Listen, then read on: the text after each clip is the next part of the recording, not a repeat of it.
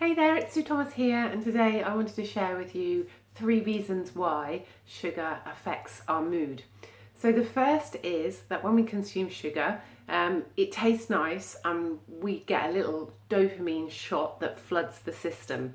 But that dopamine shot is short-lived, and so we might feel good in the moment instantly, but as soon as the dopamine has gone, we go back to feeling a bit low again. And if you combine that with a blood sugar crash that often happens after we've consumed sugar, when we have a blood sugar crash, so we have a blood sugar spike where the dopamine is released and insulin is released, and insulin picks up all the sugars and takes it out of the bloodstream. So when we have a blood sugar crash, that is when we go too low. We have our glucose levels are too low in our bloodstream, and that can cause us to feel low, to feel fatigued, lacking in energy, to feel tired, and to have not a huge amount of productivity. We get a bit of brain fog and we feel a bit low. So we've got dopamine flooding the system and then crashing out, which makes us feel low.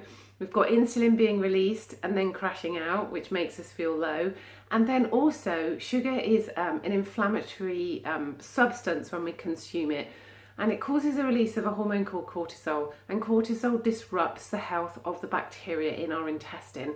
And our bacteria in our intestine is really important because it produces serotonin, which is also a mood enhancer, a neurotransmitter that kind of helps us to feel good on a day-to-day basis.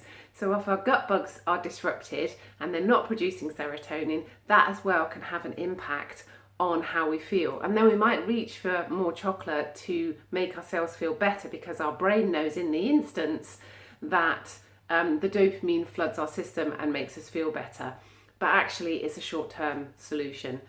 So sugar is really disruptive to our long-term mood.